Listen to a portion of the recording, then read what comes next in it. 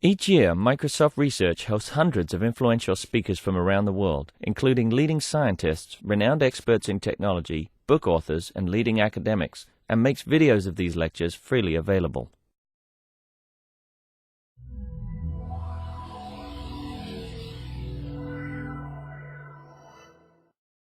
You all in helping rethink the story about how humans and other critters and, I think, even machines get things done. Here's the old story. Biology is war, in which only the fiercest predators survive. Businesses and nations succeed only by defeating, destroying, or dominating the competition. Politics is about your side winning at all costs.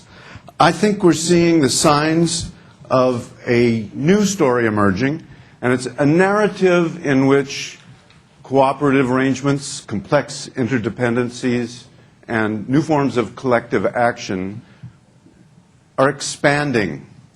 And the important but no longer all-dominant role of competition and survival of the fittest shrinks just a little bit to make room. And it's emerging over a lot of different disciplines. So by necessity, I'm going to do a very rapid 40,000-foot overview of a lot of things that some of you know in a lot greater depth.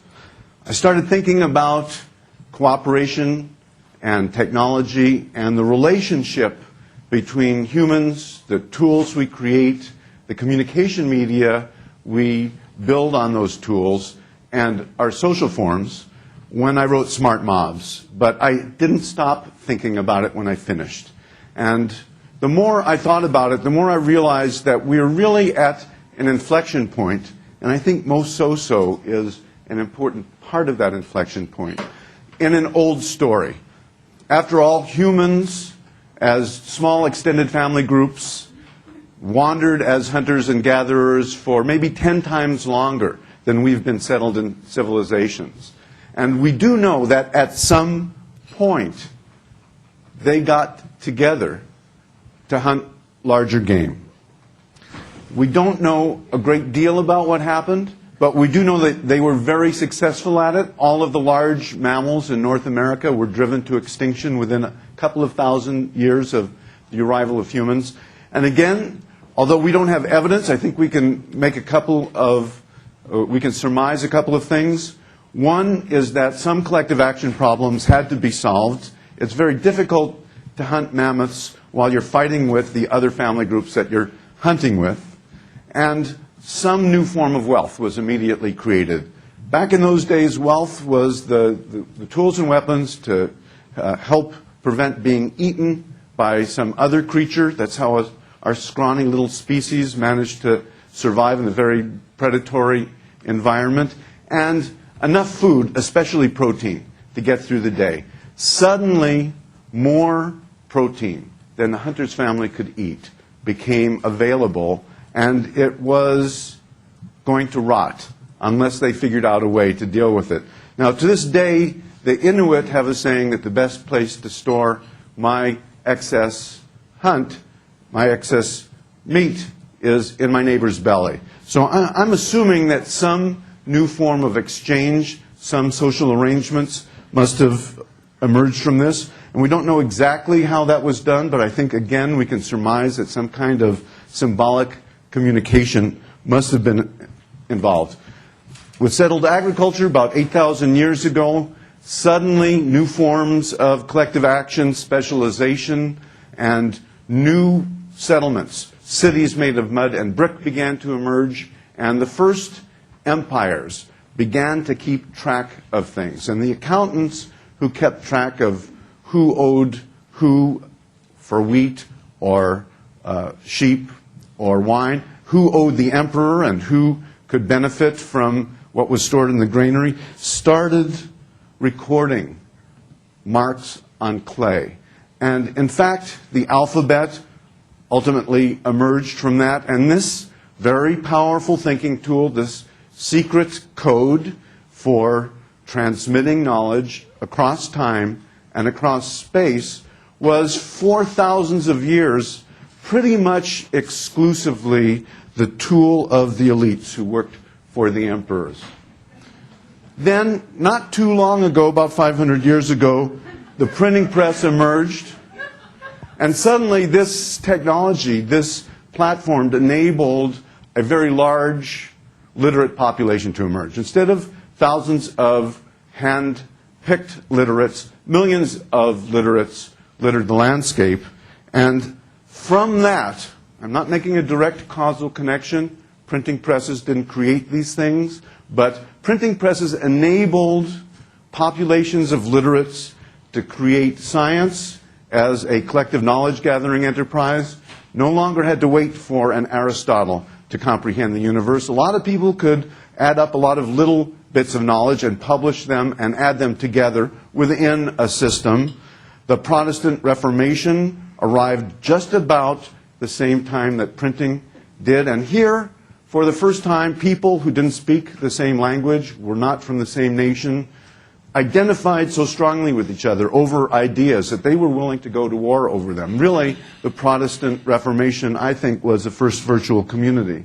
And of course, the constitutional democracies that emerged were forms of collective action in the political sphere that were in many ways something very new and something very dependent upon print and the freedom to communicate print. New forms of wealth emerged as well. Commerce is ancient, markets are as old as the crossroads, but capitalism as we know it is really only about 500 or 600 years old, enabled by a number of social arrangements and inventions, double-entry bookkeeping, stock corporations, shared liability insurance companies. Now, of course, the platform from which people make new social arrangements is the computer with, as we all know, its many-to-many capabilities. And now we are at a point where that power of every computer being a printing press and a broadcasting station, a place of assembly, a community, a marketplace, a political organizing tool, that's untethering from the desktops. And I think we are talking about what are we going to do in a world in which we have billions of people carrying supercomputers linked at speeds greater than what we consider to be broadband today. Well, when I started looking into this with guidance of Mark Smith and others, I discovered that sociologists have been talking about things like social dilemmas for a long time. And I think that the social dilemma literature ought to be instructive to anybody who is thinking about mobile social software. It's the natural dilemma that arises when individual rationality adds up to collective irrationality. We've developed a lot of mechanisms for dealing with social dilemmas, and the mythic narratives are public goods. Why is anybody going to contribute to them? I think Wikipedia is instructive about how this new technology platform enables new ways of creating public goods. The prisoner's dilemma, in which two people who don't have reasons to trust each other are forced by that lack of trust to act in ways that don't really benefit them as well as it could. And the tragedy of the commons, which is really an end-person prisoner's dilemma. I bet you all of you know about the prisoner's dilemma. I'm not going to get into any detail about this. We know, however, that unsecured transactions are prisoner's dilemmas, and that eBay is an instance of solving that by providing a way to transform a prisoner's dilemma into an assurance game. Instead of, we can't trust each other, so both of us have to act in a suboptimal way. I'm not going to send my goods. You're not going to send the check. Neither of us are better off. I can go look at your reputation score or your power seller's icon, and that gives me the assurance to buy something from you. It's actually just a story that's overlaid on a payoff matrix, and by changing payoffs and incentives, you can change the way people behave in these situations. Bob Axelrod wrote the classic book about this. By turning the prisoner's dilemma into a computer tournament, discovering a very simple strategy was dominant in that tournament. Really laid the groundwork for a lot of experiment. The prisoner's dilemma has been called the E. coli of cooperation studies, has drawn together people from a number of different disciplines. There's another economic game that's perhaps not as well known, called the ultimatum game. It's played this way. Two players, neither of whom know each other, neither of whom presumably know about the game, are in separate rooms, and they're not in communication. They don't know who each other are. You go to the first one, you offer them $100, and the first player can propose a split, 50-50, 90-10, whatever the proposer wants to propose. Then you go to the second player and tell them what the split is, and they can accept the offer, in which case both players are paid, the game is over, and they go home, or they can reject the offer. And neither player is paid, and both players go home. Now, according to rational actor theory, really the basis of a lot of economic models, it doesn't make sense to turn down $10 because somebody you don't know in another room is getting $90. But it turns out that in thousands of trials with thousands of students in America and Europe and Japan, if the split is not fair enough, people will turn it down. And that sort of implies that there's some kind of universal sense of fairness. And interestingly, although they hadn't heard of the game, most proposers propose something that's close to 50-50. However, it gets interesting more recently when anthropologists took this game into many different cultures, using whatever the currency was in that culture, equivalent of a couple of days' work. And it turns out that slash-and-burn agriculturalists in the Amazon and pastoralist nomads in Central Asia and a dozen other different societies have radically different responses to the same game. There are some in which no offers are rejected, some in which no offers are accepted, some in which the offers are generous, and some in which the offers are stingy. And there seems to be a close correspondence with the circumstances of everyday life. To me, this is an interesting implication because it means that the way we design or redesign our social institutions can change what people feel is fair. And that can change the kinds, not only of social arrangements, but economic arrangements that they make.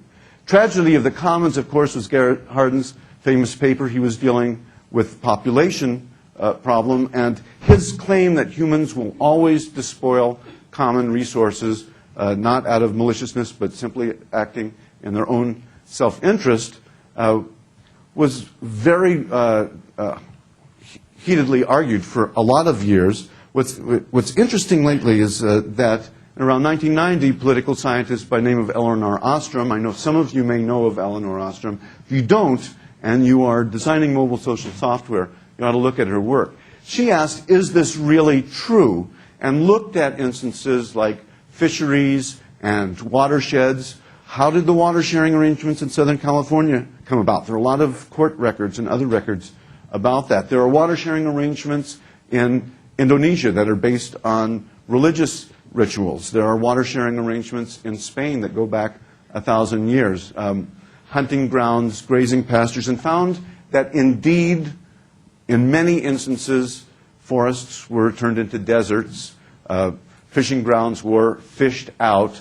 Tragedy of the Commons does exist, but it's not universal. There are a lot of instances of groups, small and large, over long periods of time, centuries sometimes, millennia sometimes, who've come to arrangements, who have overcome the prisoner's dilemma, have escaped from the prisoner's dilemma by creating institutions for collective action. And further, she found that there were some general principles that seemed to be present in the design of those institutions that work and absent in those institutions that don't work. Since Ostrom opened this up in the 1990s, others have started looking at this very complex matter of how do humans overcome the obstacles to collective action. And I'll just say this. It's a complex adaptive system. The complexities are such that we're never going to have an algorithm. We're never going to have a recipe.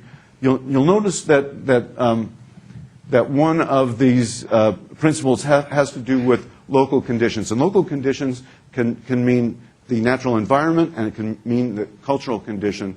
It means that every situation needs to be negotiated on its own, but it doesn't mean that we have a lack of understanding of how we might go about designing these things. I think that that's something I will get back to. We want to keep in mind when we're designing mobile social software.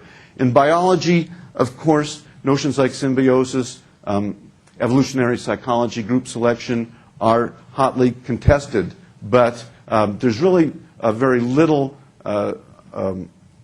contestation of the fact that cooperative arrangements have moved from the periphery to the center. In fact, when I talked to Ward Cunningham last night, he talked about understanding how chemical gradients enable a lot of biological processes to work. Humans will punish cheaters, even at a cost to themselves, and in fact, the reward centers of their brain light up when they do that. I'm going to skip through a lot of interesting examples of new economic arrangements that people are making within the framework of capitalism, but without the incentives of the market as we have known it, or the managerial structures of the firm as we've known it, to create public goods and to share wealth, to create wealth of many different kinds.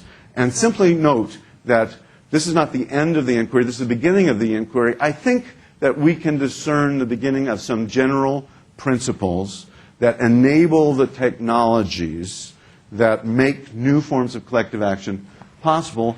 And I don't have to belabor these. I think you all recognize these. I'll point out one thing that people seem to misunderstand when I talk about this. They seem to think talking about altruism. It's really about the architecture of situations and the tools that enable those situations in which individuals acting in self-interest adds up to more for everyone.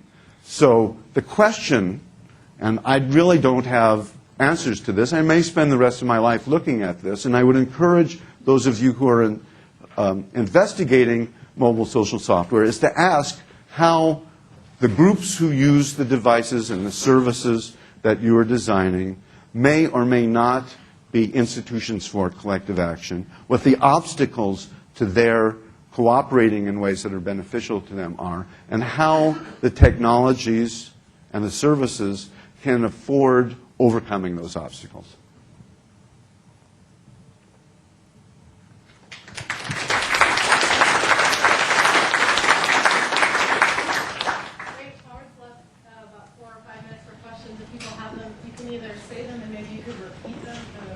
Okay. I'm not so sure that I'm the guy to give you answers. I'm really here to raise the questions, but please, I would like to get some discourse started about this everywhere. Howard, there was a concern expressed yesterday about accountability, and how does that relate to transparency in order to encourage the enlightened application of self-interest? Well, you can okay, accountability. The question that was raised yesterday, how does accountability relate to this kind of self-interest that adds up? I'll say only that in eBay, you can establish a reputation and get a power seller icon and sell your goods for more than the person who started yesterday. And you can take advantage of that situation by cheating people. But you've now burned down that identity, and you're going to have to start a new one. So there are rewards to establishing a reputation for delivering what you say you're going to deliver. Now, there's a big question about how fungible or generalizable reputations are. I certainly would buy something from someone on eBay and not have them babysit my kids, for example. So I think we've got a lot of questions about what you are willing to do with strangers and how accountable they need to be. Talking with Mark about ride sharing, using implicit recommendation systems, implicit reputation systems. If you ask your telephone, if you say, I'm going to my office right now, who on my route is offering a ride exactly in that direction, I think that if you say that, not knowing this person, but knowing that they've offered 100 rides in the last year with no repeats, that tells you something. If they've offered 100 rides in the last year and they've had 55% repeats, that tells you something else. So whether or not they are identifying themselves as someone whose address you know, they are identifying a pattern of behavior that enables you to match their accountability to your needs. So I think that there are dimensions here. It's not a zero-sum game. What do you think are some barriers to collective action? Well, 10 years ago when I talked about virtual communities, the idea that you could get online and connect with someone you never met on the other side of the world because you both have a kid with a disease, or you raise a certain kind of dog, or any kind of one of 100,000 different interests. A lot of people thought that was strange. Now, in any audience, much less an audience like this, that's not strange anymore. Almost everybody knows that you can do that. That's something that the desktop-bound internet affords us. It's connecting with people who share an interest. We're walking down the street surrounded by people, some of whom share an interest, might have a ride to work, might want to buy my bicycle, might be interested in a date on Saturday night. You don't know who they are, and you don't know how far to trust them. So I think that there are a lot of obstacles that technology can ease by making things visible. We still need to make decisions about that. What you make visible, I think, can enable people to make decisions that they wouldn't have made before. I think that there have to be institutions that emerge from usage that people naturally figured out. Who could have guessed about Amazon or Google or virtual communities back when we had 1,200 baud modems? Given the opportunities and the affordances and the platforms, people will build all kinds of social groups on them. So I think that there's a coevolution between design and observation that definitely has to happen, which is a lot of what we are seeing that MSR is doing with these devices. You really can't design social applications. You can design things that people can use and watch what they do with them. So it's a co-design process with the population.